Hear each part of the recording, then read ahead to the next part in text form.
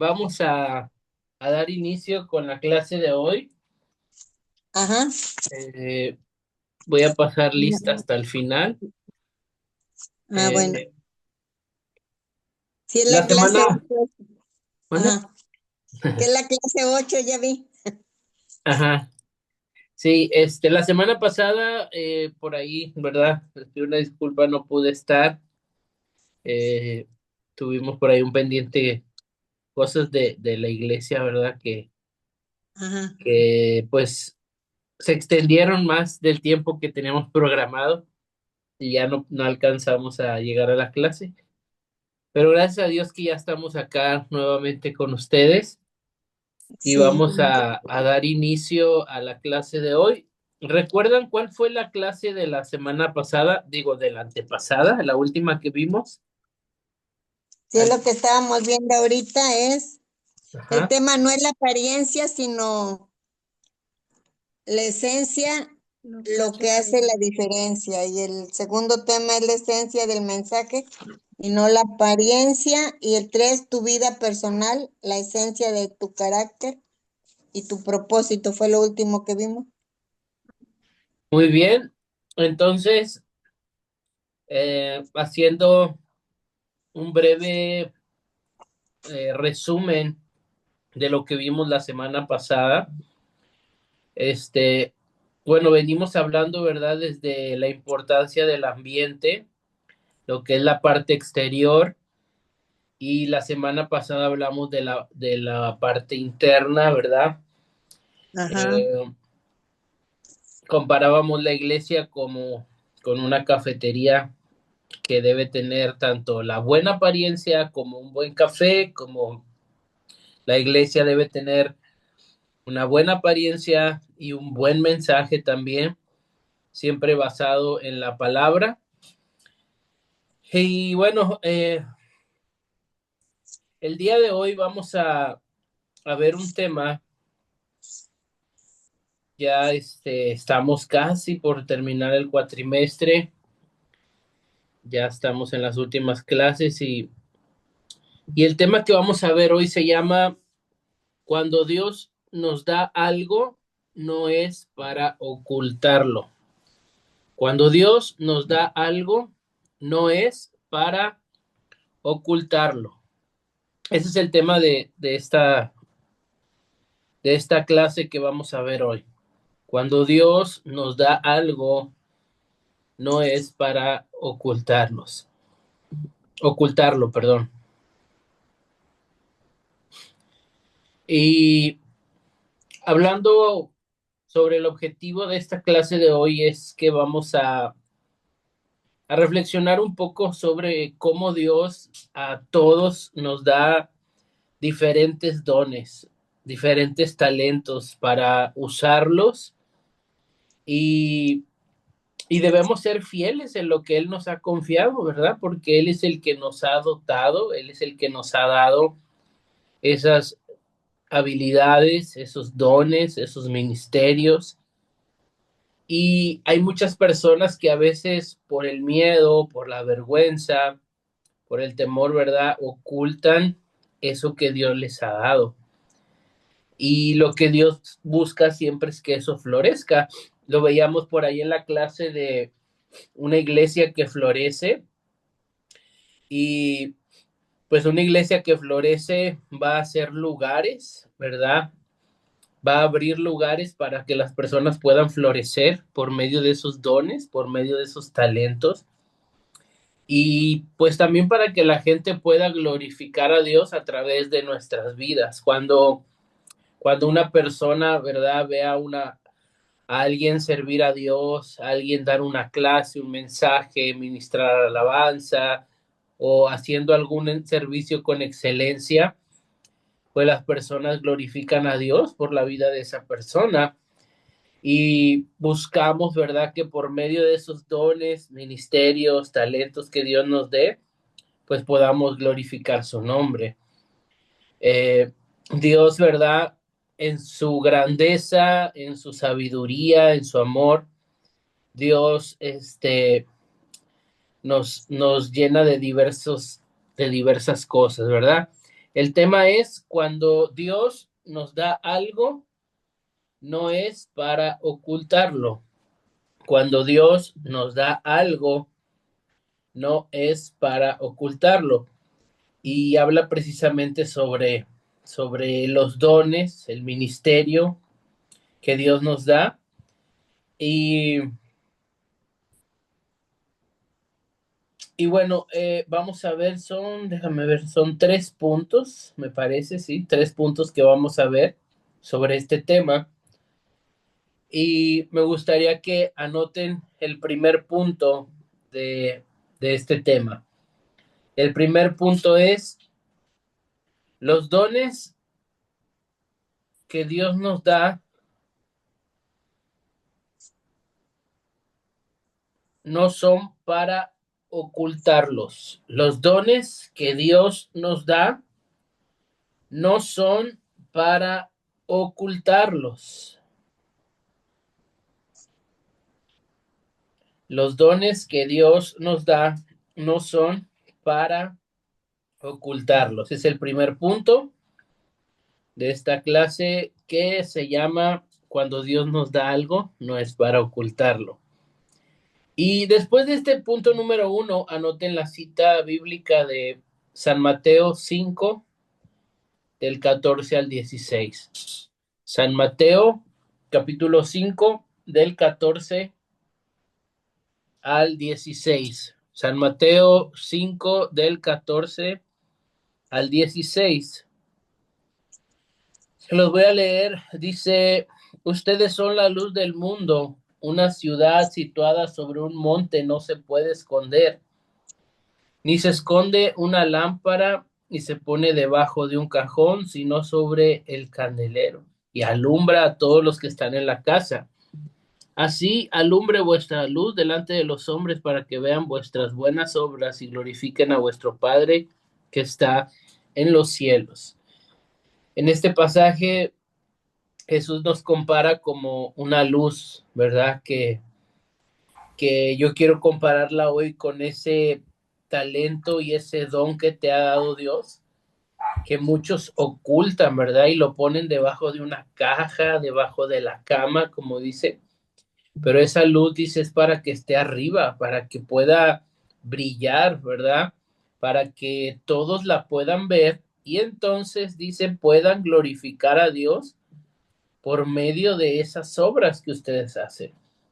Eh, yo creo, ¿verdad? Que cada persona que está en la iglesia tiene una capacidad que Dios le ha dado. Y la Biblia nos habla, ¿verdad? Que somos un cuerpo y que cada miembro, ¿verdad? Del cuerpo tiene una función. De hecho, la Biblia compara la iglesia, ¿verdad? Como con un cuerpo donde la cabeza es Cristo. Y si nosotros analizamos nuestro cuerpo, ¿verdad? Pues cada parte de nuestro cuerpo tiene una función, ¿verdad? Eh, tu mano, tus pies, tus orejas, ¿verdad? Tu nariz, tus dientes, tus pestañas, cada parte de tu cuerpo, por más insignificante que tú puedas pensar que es, Dios la puso ahí porque tiene un plan, porque tiene un propósito, porque la diseñó para hacer una labor, ¿verdad? Entonces, cuando nosotros entendemos eso, entonces también entendemos que cada persona que es parte del cuerpo de Cristo, que forma la iglesia, pues tiene una función. Y si Dios te ha puesto en una iglesia, es porque Él ha visto en ti algo. Eh, sabemos, ¿verdad?, que hay personas a las cuales, como dice la parábola de los talentos, ¿verdad?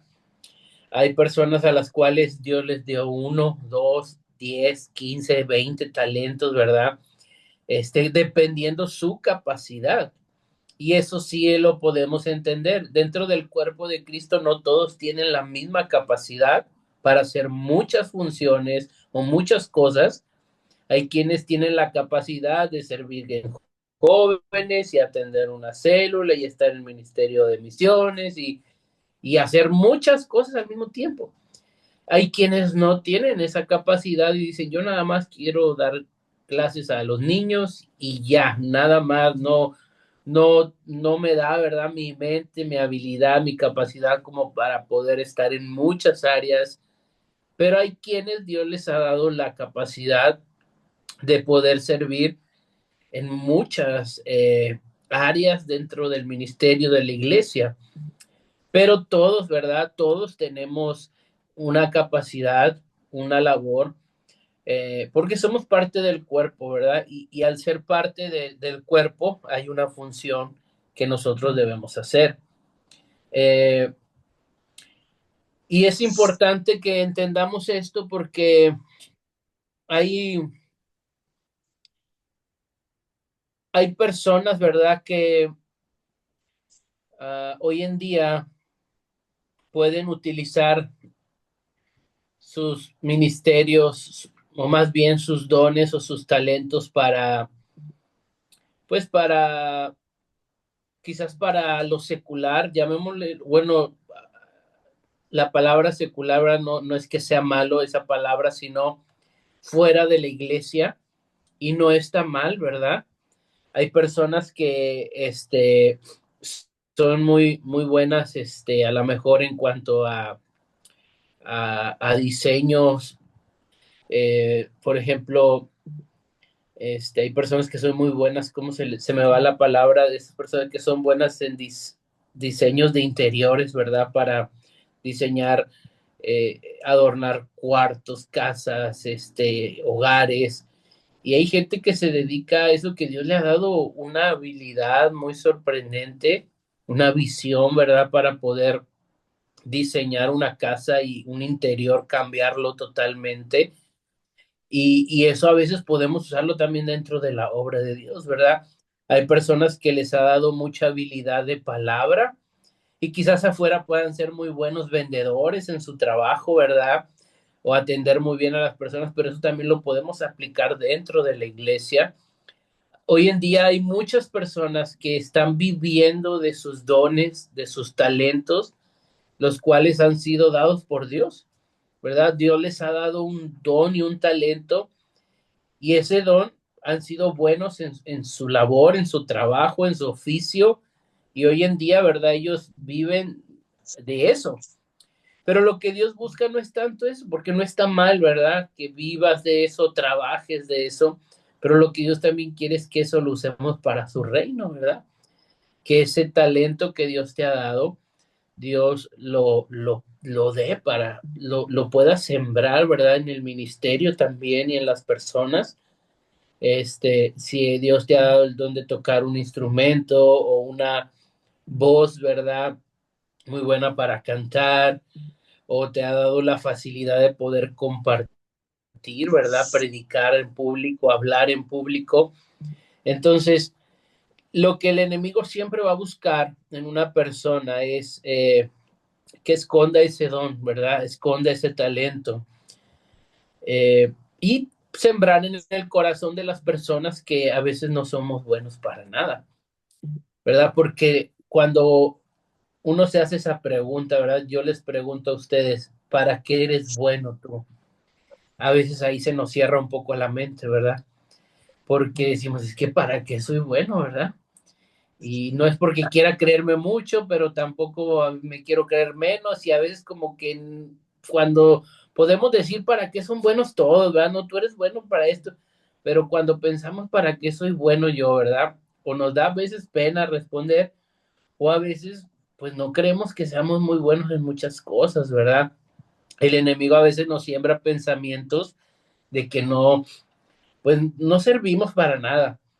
Recuerdo una ocasión que acá en la iglesia estábamos iniciando un discipulado para líderes y pues dentro de una hojita que yo les pedía que llenaran, yo en una parte les pedía que escribieran cuáles eran sus talentos, para qué eres bueno, era la pregunta. Y yo ahí les ponía ejemplos, si eres bueno haciendo postres, si eres bueno cocinando, si eres bueno dibujando, si eres bueno en el fútbol, para lo que tú te consideres bueno, ¿verdad? Que tú dices, yo creo que yo aquí le gano a todos en esto, ¿verdad? Y hubo una persona, o por ahí creo que hubo dos personas que escribieron, no soy bueno para nada, así pusieron, no me considero ser bueno en nada, ¿verdad? Y hablando yo con esa persona, le digo, es que, ¿qué te hace pensar, verdad? Eso de ti, ¿verdad? ¿Qué te hace pensar que no puedas ser bueno en nada de lo que hay en este mundo, ¿verdad? Hoy en día, ¿verdad? Esa persona está sirviendo en la iglesia en varias áreas y, y simplemente era un pensamiento, ¿verdad? Que pues a veces también se puede, se puede venir cargando desde la infancia también, a veces del trato de los padres, el ambiente donde crecieron, las palabras que recibieron, ¿verdad? Pero cuando nos vamos a la escritura nos damos cuenta que todos tenemos un plan, ¿verdad? Un propósito. Y cuando Dios nos siembra en una iglesia y que venimos a ser parte del cuerpo de Cristo, pues tenemos una función. Eh, hay una cita en el libro de Efesios 4 para que la noten, Efesios 4 del 11 al 13. Mm, Efesios 4 del 11 al 13 y anoten también Hechos 9:15. Efesios 4 del 11 al 13 y Hechos 9:15. Primero, en la cita de Efesios, la Biblia dice claramente que Dios constituyó a algunos apóstoles, dice a otros profetas, a otros les dio el ministerio evangelístico, ¿verdad? Otros pastores y maestros. Y dice, versículo 12, Efesios 4:12, a fin de perfeccionar a los santos para la obra del ministerio, para la edificación del cuerpo de Cristo, hasta que todos lleguemos a la unidad de la fe y del conocimiento del Hijo de Dios, a un varón perfecto, a la medida de la estatura de la plenitud de Cristo, ¿verdad? Eh, Dios mismo, ¿verdad? Ha dado a cada uno de nosotros un ministerio para enseñar, un ministerio evangelístico, ¿verdad? Un ministerio, que dice la Biblia es para perfeccionar a los santos para la obra y para el ministerio, ¿verdad? Es para la edificación del cuerpo de Cristo. Entonces, nosotros nos edificamos con los ministerios y con los dones que Dios nos ha dado. Eh, no, una persona no tiene todo, sino que todos tenemos algo y cuando lo juntamos, entonces nos edificamos los unos a los otros, ¿verdad? Yo podré tener algo, pero tú tienes otra cosa que yo no tengo y lo que yo te puedo dar te va a edificar, pero lo que tú me puedes dar a mí también me va a edificar, ¿verdad? Entonces no hay una persona, ¿verdad? Ni una iglesia que tenga todo el conocimiento y todo, porque todos nos edificamos, ¿verdad? Y eso nos va haciendo cada vez mejores, dice, nos va llevando a la estatura de un varón perfecto, a la medida de la estatura de la plenitud de Cristo. Y no importa el pasado, ¿verdad? Lo que hayamos sido antes de Cristo, cómo hayamos vivido, de dónde venimos, cuál es, eh, pues sí, ¿verdad? Nuestro pasado. Cuando Cristo nos llama, Él nos toma, ¿verdad? Y nos hace un instrumento útil. Y eso va muy apegado a la cita que les di de Hechos 9:15. Ahí en Hechos 9:15 nos habla acerca del apóstol Pablo, ¿sí? Eh, Dios le habla al profeta y le dice en el versículo 15, Hechos 9:15, el Señor le dice, ve, dice, porque instrumento escogido me es este, para llevar mi nombre en presencia de los gentiles, de reyes y de los hijos de Israel. Se refiere, ¿verdad?, a Saulo. Saulo, que era un hombre perseguidor de la iglesia, de los cristianos, un hombre malo, ¿verdad? Un hombre,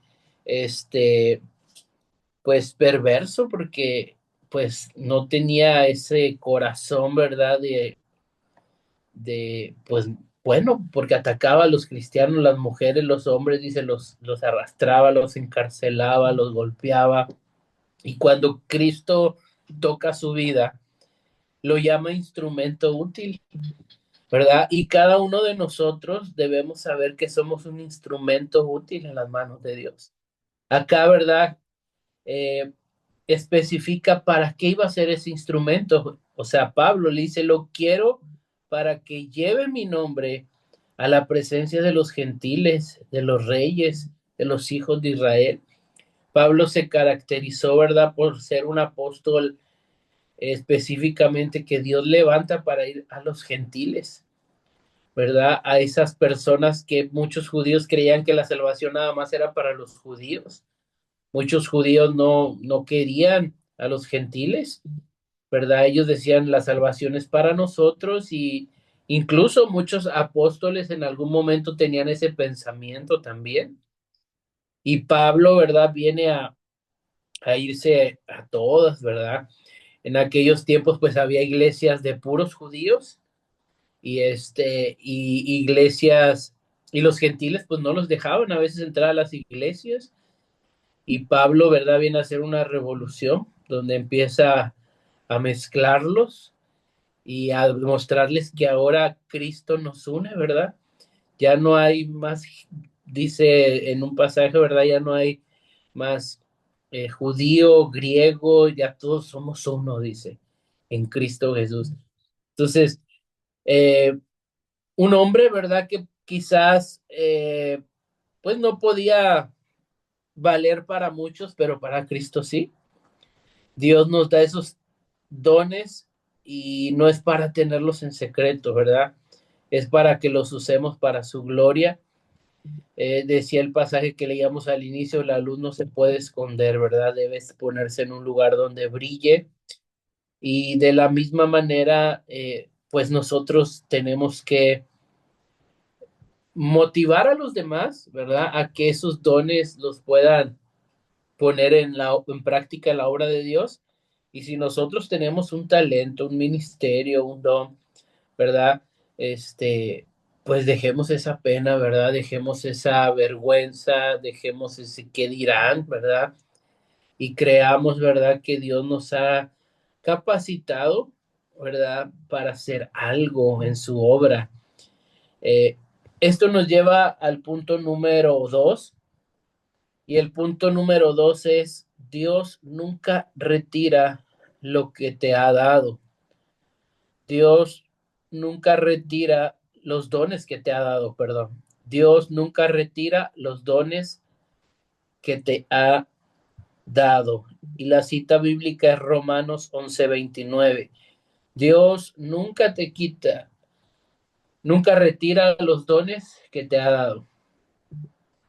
Dios nunca retira o nunca te quita, como le han puesto, los dones que te ha dado.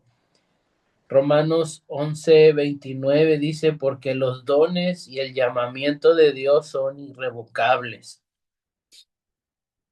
Eh, eh, este pasaje de Romanos nos habla sobre que los dones, ¿verdad? Y el llamamiento que Dios nos da no se retiran, no se pierden. Podremos, abandonarlos y esconderlos, ¿verdad? Pero siguen estando dentro de nosotros. Él no se olvida de lo que ha puesto en nosotros. Dios no se olvida, ¿verdad?, de lo que ha puesto en ti, en mí, en tu familia, en tus hijos, en tu iglesia, en las personas. Vamos a ver en este punto algunos personajes de la Biblia que tenían un don, un llamado, ¿verdad?, de parte de Dios, pero lo abandonaron. Dejaron su llamado, pero luego regresaron, ¿verdad? Y cumplieron la misión que Dios les había encomendado. Hay quizás muchos ejemplos en la Biblia, quizás a ustedes les vengan algunos en la mente, pero algunos de ellos vamos a ver tres o cuatro ejemplos. El primero es Jonás. Jonás, pues llamado un profeta, ¿verdad? Jonás tenía un llamado de parte de Dios para ir a Nínive a predicar el arrepentimiento, ¿verdad? Si analizamos la vida de Jonás, Jonás no era tan obediente, no era tan accesible, tenía un carácter difícil, eh, pero pues nos damos cuenta, ¿verdad? Que aunque él huyó a la dirección opuesta, él trató de escapar de la misión. Eh, Dios, después de tratar con él por medio de un gran pez, ¿verdad? Que lo traga y ahí pasa 3 días, él, él se arrepiente, él acepta, ¿verdad? Finalmente ese llamado y va y predica a Nínive y los habitantes de Nínive se arrepienten. Y esto nos puede hacer pensar, bueno, pues si Jonás, ¿verdad? Siendo un profeta malo, desobediente, digo malo porque no tenía piedad, ¿verdad? Él se molestó cuando Dios perdonó a Nínive, ¿verdad? Este, él los quería destruir y cuando analizamos un poquito la historia nos damos que los ninivitas, ¿verdad? O las personas de Nínive, pues eran considerados como enemigos, como personas malas, ¿verdad? Como que no se llevaban, ¿verdad? Por eso Jonás no quería ir con ellos, porque eran considerados pues personas malas y enemigos. Entonces, Dios lo llama, ¿verdad? Para que vaya y predique su palabra. Mas, sin embargo, él se aleja por un tiempo de ese llamado. Jonás decide renunciar, pero Dios no renuncia, ¿verdad? Al llamado que le da. Dios lo sigue tomando en cuenta. Dios pudo haber dicho, bueno, pues no quisiste, ¿verdad? Y pues elijo a otro, pero Dios ya había puesto en él algo. Dios ya tenía un propósito para él, Dios ya tenía un plan para él. Y lo vemos regresar y cumplir su propósito. Eh, Podemos ver también en la Biblia otro caso, eh, el de Pedro, uno de los discípulos de Jesús. Fue uno de los discípulos más cercanos, ¿verdad? A Jesús. Pero después del arresto de Jesús, Pedro negó, ¿verdad?, conocer 3 veces a Jesús y abandona su llamado en ese momento de crisis, en ese momento difícil de persecución. Pedro lo rechaza después de haber caminado muchos, bueno, digo muchos años, pero sí fueron algunos años con Jesús, ¿verdad? Eh, Pedro caminó sobre el mar, ¿verdad?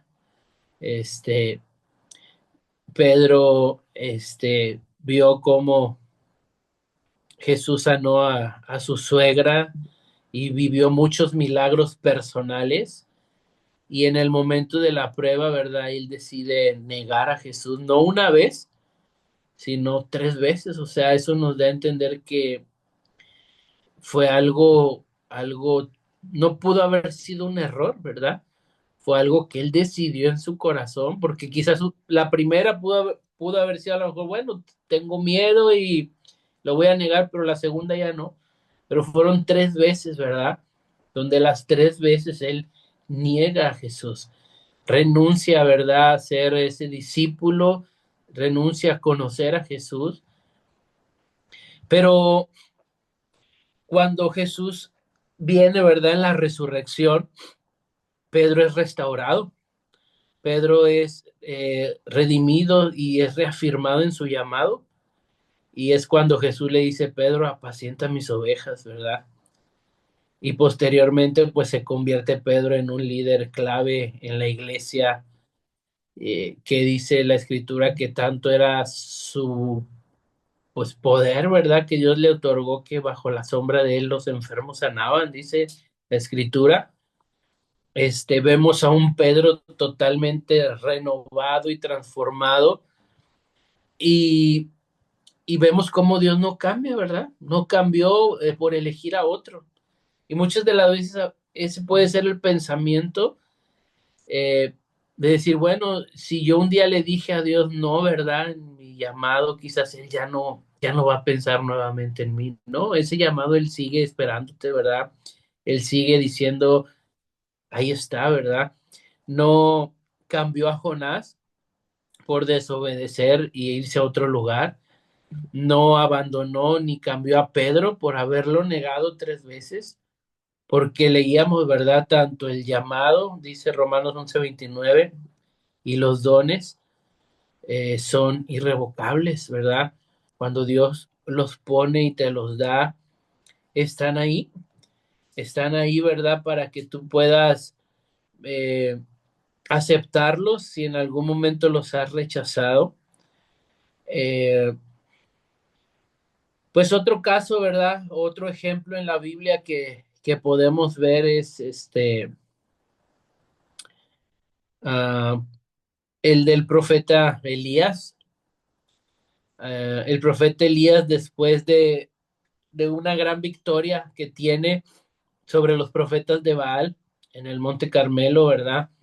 Cae en una depresión eh, por su vida, ¿verdad? Porque Jezabel lo estaba persiguiendo para matarlo. Y esto es uh, bien difícil de entenderlo porque el profeta, ¿verdad?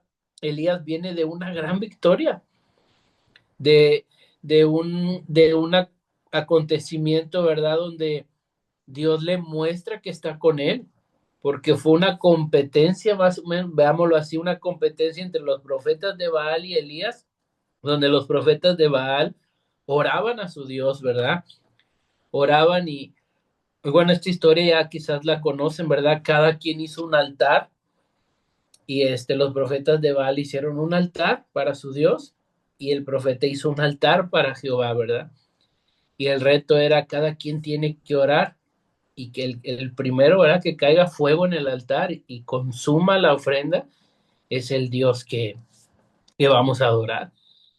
Y dice que los profetas de Baal empezaban a orar y a orar y no caía el fuego, ¿verdad? Y dice, ellos se acostumbraban a pegarse, a cortarse la piel, a sangrarse y dice que Elías se burlaba de ellos y les decía, grítenle más a su Dios, ¿verdad? Quizás está dormido, quizás no está. Y dice que ellos hicieron todo y nada pasó. Y cuando le toca ahora al profeta Elías, pues su parte, entonces le dice, pongan atención, ¿verdad? Y Elías manda a traer, cubetas de agua, ¿verdad? Y las echa sobre el altar, las moja. Eso era más difícil todavía que se prendiera, ¿verdad? Y regar y se moja todo. Y cuando él clama a Dios, ¿verdad? Dice que el fuego cae y consume todo y la gloria de Dios pues se viene a mostrar en él, ¿verdad? Y, y uno puede decir, wow, o sea, Dios está con él, ¿verdad? Qué llamado, qué don, qué ministerio Dios le da, pero enseguida lo vemos ya depresivo, huyendo de Jezabel y queriendo morirse ya. Y uno puede decir, oye, profeta, pues Dios está contigo, ¿verdad? No te acaba de mostrar su poder, te, te, te honró ante los profetas de Baal y Dios te mostró su poder y ahora estás temeroso, ¿verdad? Pidiendo morir, ¿verdad? Por esta mujer, esta reina Jezabel que amenazaba con matarlo. Vemos ahí un momento en la vida de Elías muy difícil. Él ya no quería seguir con su misión. Sin embargo, ¿verdad? Dios no lo olvida, ¿verdad? Dios manda un ángel para fortalecerlo, él recobra ánimo y sigue adelante en su llamado.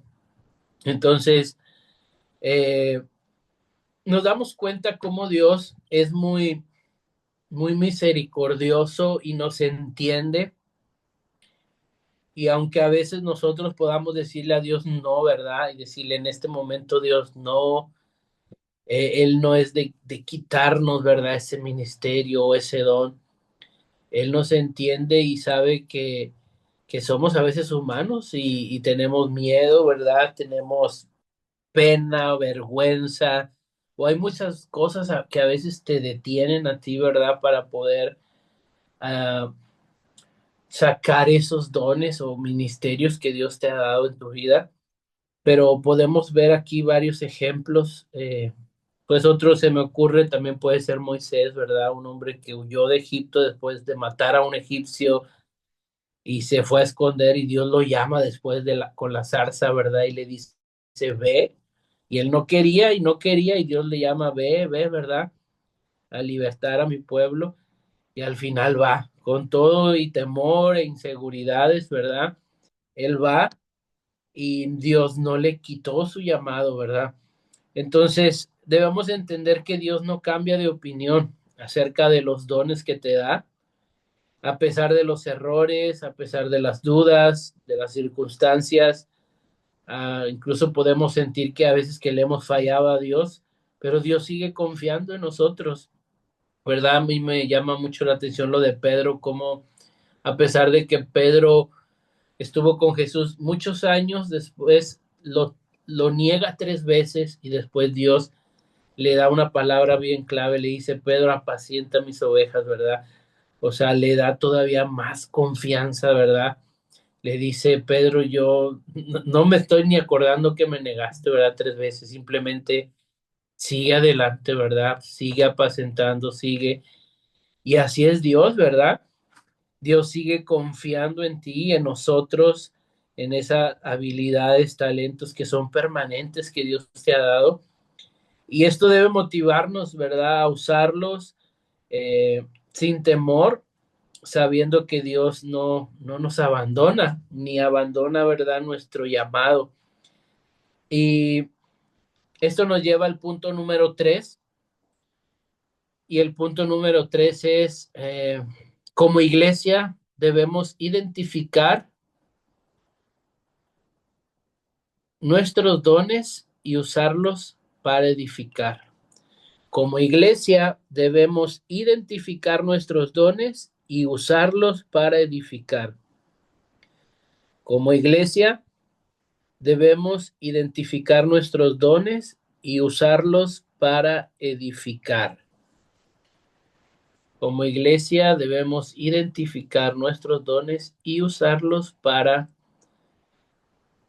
edificar. Anoten la cita de 1 Corintios 12 del 4 al 7. Primera de Corintios, Primera de Corintios capítulo 12 del 4 al 7. Les voy a leer la cita. Dice Primera de Corintios 12 del 4 al 7. Ahora bien, hay diversidad de dones, pero el Espíritu es el mismo. Hay diversidad de ministerios, pero el Señor es el mismo. Hay diversidad de actividades, pero es el mismo Dios que obra todas las cosas en todos. Pero a cada uno le es dada la manifestación del Espíritu para provecho. Eh, Podríamos, ¿verdad?, hablar una clase completa de lo que son los dones, los ministerios, ¿verdad? Porque hay muchos, ¿verdad? Como lo dice acá. Pero afirma, ¿verdad? Corintios es el mismo Dios y es el mismo Señor el que da todo eso, ¿verdad? Cada miembro de la iglesia tiene dones diferentes, pero todos están destinados a ser usados para la edificación del cuerpo de Cristo. Entonces, como líderes, como pastores, como iglesia, es fundamental identificar a las personas, ¿verdad? Y a cada uno ponerlo, ¿verdad?, en el lugar adecuado. No sé si esta frase se las había ya dicho en alguna clase, pero es una frase que desde que la oí la recuerdo mucho y es una frase que dice, no hay personas fracasadas, sino mal posicionadas. No hay personas fracasadas, sino mal posicionadas. Cuando como pastores o líderes entendemos esto, nos damos cuenta que muchas de las veces tenemos personas sirviendo o haciendo un ministerio que no es el de ellos. Y muchos de nosotros podemos decir, es que no sirve, ¿verdad? No sirve para eso. El detalle no es que no sirva, está en el lugar incorrecto, ¿verdad? Y no digo que sea malo servir en todas las áreas. A mí me ha tocado servir en muchas cosas que a veces no son de mi agrado, no son lo mío, ¿verdad? No siento que es lo mío, ¿verdad? Pero te ayuda a aprender. Pero cuando una persona encuentra el lugar indicado, ahí es donde florece, ¿sí? Por ejemplo, si a una persona que tiene el llamado evangelístico, tú vienes y lo encierras en la iglesia, a que haga una labor dentro de la iglesia, prácticamente lo estás incomodando porque él lo que quiere es salir a predicar el evangelio. Él lo que quiere es ir a hablar porque lo trae en su corazón, en su alma, es lo que le apasiona evangelizar, salir, ¿verdad? Andar en las misiones, andar en las plazas, predicando. Hay gente que es muy apasionada en eso, ¿verdad? Y hay otros que no, ¿verdad? Hay otros que no es que no lo quieras hacer, pero no es lo que te apasiona hacer a ti. Quizás a ti te apasiona estar en la iglesia enseñando a las personas. Y dices, a mí me gusta enseñar, me gusta dar clases, me gusta capacitar a las personas. No me gusta andar allá en las plazas. Sí lo haría, sí me iría, pero hay otras personas que les apasiona eso, ¿verdad? Entonces, como líderes y pastores, no importa el don, ¿verdad? Todos son importantes para la gloria de Dios, pero necesitamos identificar quién es bueno, ¿verdad? En cada área, quién es bueno en en cada lugar donde podemos nosotros, ponerlos, ¿verdad? Hay personas que se les da muy bien, ¿verdad? El interactuar con las demás, son muy accesibles, platican muy bien. Hay personas que son de muy poca palabra, muy tímidos, y eso no significa que no sirvan en la obra, pero si tú a esas personas que son de muy poquita palabra, que son muy tímidos, lo pones de ujier, lo vas a matar porque él dice, yo no puedo estar enfrente, ¿verdad? Pero hay otros que los pones de ujier y les queda al 100%, ¿verdad? Te reciben, te abrazan, y tú sientes y dices, no, hombre, este sirve para que esté aquí, ¿verdad? Se ve que es su labor, estar aquí recibiendo a las personas porque tiene la actitud. Y el otro que no la tiene no es que no sirva, ¿verdad? Sino que puede ser en otra área, ¿verdad? En otro lugar donde él va a florecer y va a decir, aquí es lo mío, ¿verdad? Lo mío es estar aquí y acá, aquí voy a hacerlo bien, ¿verdad? Entonces, es un trabajo también conocer a las ovejas, ¿verdad? Conocer a las personas, conocer sus habilidades, sus dones, sus talentos y poder, este, dirigirlas a un lugar donde ellos puedan, ¿verdad? Florecer con ese talento, con ese don, que tú digas, esta persona es buena, ¿verdad? En esta área y yo sé que ahí va a estar, este, muy bien, ¿verdad? En la iglesia nosotros tenemos un joven que él es el que le mueve a las pantallas, ¿verdad? Las diapositivas y eso. Él es muy tímido, ¿verdad? Y ese lugar, él es feliz ahí, ¿verdad? Porque nadie lo ve. Él es feliz, pues todo lo que la iglesia ve, ¿verdad? Él es el que está detrás ahí moviendo. Él no le gusta estar acá enfrente, no le gusta hablar, no le gusta. Y está bien, ¿verdad? Se acaba de unir otro joven, ¿verdad? Con las mismas características que ahí está con él. Y ahí son felices sirviendo a Dios, ¿verdad? En las letras, moviéndole a lo de la prédica, poniendo los videos y, y en eso, ¿verdad? Y hay otros que no, que les gusta estar acá enfrente y son muy buenos, ¿verdad?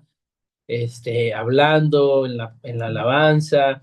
Este, recuerdo también una ocasión, ¿verdad?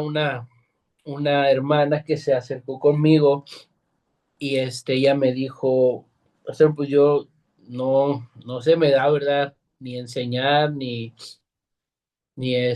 dar una clase o pasar al frente, pero pues yo lo que puedo y se me da muy bien, dice, es la limpieza, dice, y a mí cuando quiera yo limpio la iglesia, ¿verdad? Y yo barro allá afuera y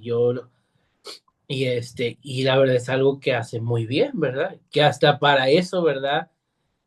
Se tienen que saber porque nos ha tocado a veces personas que uno va y digo, ¿a poco así limpiaron? Sí, y digo, o sea, este, porque no todos, ¿verdad? Tienen también esa habilidad y ese talento de limpiar, ¿verdad? Bien un lugar. Y hay personas que lo hacen excelente, ¿verdad? Y, y son personas que son felices haciendo eso y dicen, yo así quiero servir a Dios y ya me apasiona hacer esto y y no hay, ¿verdad? Uno, como decíamos ahorita, no hay uno que sea más que otro, que valga más que otro. Al final, ¿verdad? Cada miembro tiene su función y no porque una, como dice, ¿verdad? El pasaje de la Biblia, porque el pie diga no eres mano, o la mano diga no eres pie, pues no eres importante, o sea, o te voy a cortar o no sirves. Al final de cuentas, ¿verdad? Hay una, este, ya para terminar, una historia, ¿cómo se podrá decir? Una ilustración. Esto no es verdad, ¿verdad? Pero es una ilustración que nos hace pensar acerca de la importancia de los miembros del cuerpo. Y no sé si ya la han escuchado, pero esta ilustración empieza en que en una ocasión el cuerpo, ¿verdad? Tenía hambre y entonces la mano, el estómago, ¿verdad? Dice, pues da la señal, traigo hambre, ¿verdad? Y estaban peleando, pues, quién era el más importante. Entonces la boca dice, pues yo soy el más importante porque pues, por la boca entra la comida y si yo cierro la boca, pues nadie come. Y el pie dijo, pues yo soy más importante porque si yo no me muevo, pues no te vas a ningún lado y aquí te quedas, ¿verdad? Sin ir a ningún lado. Y la mano dijo, pues yo si no quiero, no agarro nada y no llevo la comida a la boca. Y empezaron a pelearse y dijeron, pues a ver quién es el más importante. Y dije, ninguno se quiso mover, ¿verdad? Y pasó 1 hora, 2 horas, 3 horas y la mano decía, pues ya reconozcan que yo soy el más importante ya para agarrar la comida. Y la boca decía, no, pues reconozcan que yo, ¿verdad? Soy el más importante para abrir la boca y comer, ¿verdad? Y los pies decían, pues no, yo me voy a mover y, y todos peleándose, ¿verdad? Al final de cuentas se siguieron esperando y esperando y el cuerpo se empezó a debilitar, ¿verdad? Ya la mano ya no tenía fuerzas, los pies no tenían fuerzas, ya no podían moverse hasta que ya dijeron, oigan, mejor vamos a trabajar juntos, ¿verdad? Porque ya nos estamos debilitando, o sea, ¿qué les parece si los pies, pues nos llevas a la comida, manos, tú agárrala, yo abro la boca y cada quien trabajamos juntos, ¿no? Y lo hicieron, al final comió, ¿verdad? El cuerpo se fortaleció y se dieron cuenta que pues no hay un miembro más importante que otro, sino que cuando todos trabajan, el cuerpo se beneficia, ¿verdad? Totalmente. Y eso es bien importante entenderlo porque pues muchas de las veces podemos caer en ese error de despreciar algunas labores o algunos miembros porque parece muy pequeña su labor o muy insignificante, pero al final de cuentas, ¿verdad? Desde la persona que da la prédica un domingo, ¿verdad? O desde aquel que te recibe a la entrada de la iglesia o desde aquel que hace la limpieza, todo es importante, ¿verdad? Todo va de la mano, al final de cuentas, todo beneficia al cuerpo de Cristo. Si nosotros analizáramos un culto de domingo y analizáramos quiénes están detrás de ese culto, nos daremos cuenta que hay mucho servidor, ¿verdad? Está el que predica, pero hubo antes alguien que limpió, hubo antes alguien que ecualizó el sonido, hubo antes alguien que te recibió, o sea, hay muchos servidores trabajando para que un culto se lleve a cabo. Y al final son todos beneficiados, ¿verdad? Con la palabra, con el mensaje, con la alabanza. Entonces, es lo que decía al inicio, ¿verdad?